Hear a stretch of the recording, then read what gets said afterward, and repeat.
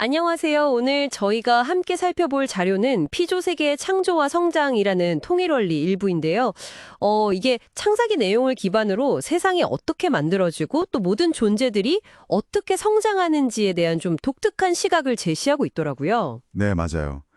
그 창조의 시간 개념이나 성장 단계, 특히 인간에게만 있다는 어떤 특별한 역할에 대한 설명이 상당히 흥미롭죠. 네, 그렇죠. 그래서 오늘은 이 자료가 말하는 핵심이 뭔지 또 이게 우리에게 어떤 점을 생각하게 하는지 한번 좀 깊이 들어가 볼까 합니다. 좋습니다. 우선 그 창세기 보면 6일 창조 이야기가 나오잖아요. 근데 이 자료에서는 이걸 문자 그대로 딱 6일 이렇게 보지는 않더라고요. 네, 그렇죠. 그 24시간 곱하기 6 이게 아니고 뭐랄까 창조 전체 과정에 있었던 6개의 어떤 큰 단계를 상징하는 기간이다. 이렇게 해서 그래요. 아, 단계로서의 6일이군요. 네. 빛이 생기고 그다음에 물, 육지, 식물, 동물, 그리고 마지막에 인간 이런 순서로 창조가 진행됐는데 이게 상당히 긴 시간이 걸렸다고 강조하는 거죠. 근데 여기서 좀 재밌는 게 이 순서가 현대과학이 밝혀낸 우주나 생명 탄생 과정하고 비슷하다고 주장한다면서요? 네, 바로 그 부분입니다.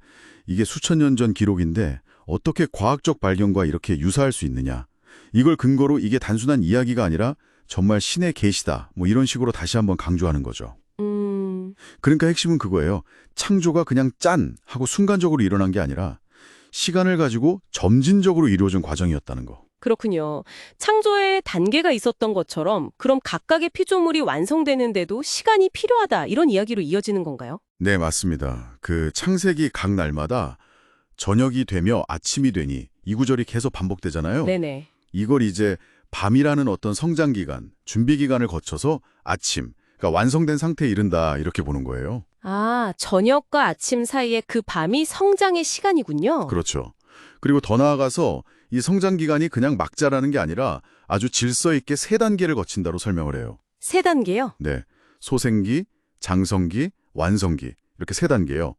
뭐 식물로 비유하면 싹이 트는 게 소생기, 쭉 자라는 게 장성기, 열매 맺는 게 완성기 이런 느낌으로 볼 수 있겠죠. 왜 하필 근데 3단계일까요?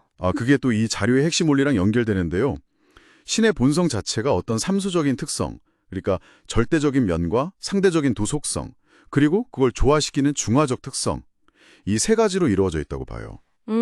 신의 속성이 삼수적이다. 네, 그래서 그 신으로부터 나온 피조물, 이 세상 역시 그 3단계의 법칙을 그대로 따른다는 거예요.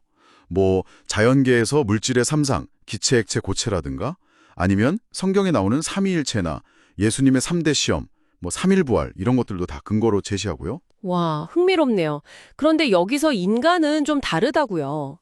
다른 존재들은 그냥 원리 따라서 이렇게 쭉 성장하는데 인간한테는 뭔가 특별한 게 있다. 책임 부담이라는 말이 나오던데요? 네, 그게 아주 중요한 포인트입니다. 다른 모든 피조물들은 이제 간접 주관권이라는 기간 동안에는 그냥 자연 법칙, 원리의 자율성에 따라서 성장해요. 신이 뭐 하나하나 직접 컨트롤하는 게 아니라 결과를 통해 간접적으로 주관하신다는 거죠. 네. 그런데 인간에게는 이 기본적인 원리에 따른 성장 외에 자기 스스로 해내야 할 목, 이게 바로 책임 분담인데요. 이게 추가로 주어졌다는 거예요. 자기 몫이요? 그게 구체적으로 어떤 걸까요? 가장 대표적인 예로 드는 게 창세기 2장 17절에 나오는 선악과를 먹지 말라는 그 말씀이에요. 그 말씀을 지키고 안 지키고는 뭐 신이 강제로 못하게 막거나 할 수 있는 게 아니라 전적으로 인간 자신의 자유의지 그리고 그 선택에 따른 책임이었다는 거죠. 아, 그 계명을 지키는 것이 인간의 책임 분담이었다. 그렇죠. 이 자료에서는 인간이 이 책임 분담을 완수해야만 비로소 신의 창조성을 닮게 되고 또 만물을 다스릴 자격도 얻게끔 그렇게 창조되었다고 설명해요. 그럼 인간의 타락은? 네, 결국 이 성장 기간 동안에 자신의 책임 분담을 다하지 못했기 때문에 발생한 결과라고 보는 거죠. 그래서 나중에 구원을 이야기할 때도 신의 은혜, 이건 이제 신의 책임 분담이라고 보고요. 거기에 인간의 믿음, 즉 인간 쪽의 책임 분담에 합쳐져야만 구원이 이루어진다.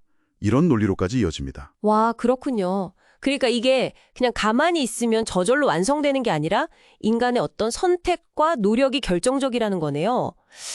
상당히 좀 생각할 거리를 많이 주는데요. 네, 그렇죠. 그럼 만약에 인간이 이 성장 기간 동안 자신의 책임 분담을 성공적으로 다 완수하면 최종적으로는 어떤 상태에 이르게 되는 건가요? 그 최종 목표 지점을 직접 주관권 혹은 완성권이라고 부릅니다. 직접 주관권이요. 네, 인간이 자신의 책임 분담을 다해서 완성된 상태가 되면 신과 마음, 여기서 심정이라고 표현하는데 이 심정이 완전히 하나가 된다는 거예요.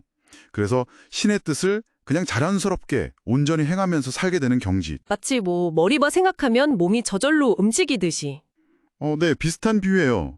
완성된 인간은 신의 뜻을 그냥 스스로 체휼해서 느끼고 알고 실천하게 되고 더 나아가서 모든 만물까지도 사랑으로 이렇게 돌보고 주관하게 된다. 이런 이상적인 상태를 목표로 제시하고 있는 거죠. 네. 오늘 이렇게 쭉 살펴보니까 창조와 성장을 바라보는 굉장히 독특한 틀을 가지고 있네요. 시간 개념, 단계, 그리고 특히 인간에게 주어진 그 책임 분담이라는 개념이 아주 인상 깊었습니다. 네, 그렇죠.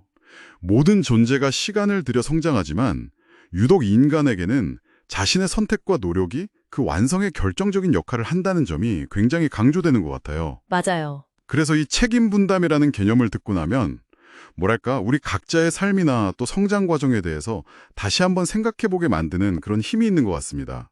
어쩌면 당신의 삶에도 완수를 기다리고 있는 당신만의 어떤 책임 분담이 있을지도 모르겠네요. 그것이 뭘까? 한 번쯤 이렇게 곱씹어보는 시간도 꽤 의미 있지 않을까 싶습니다.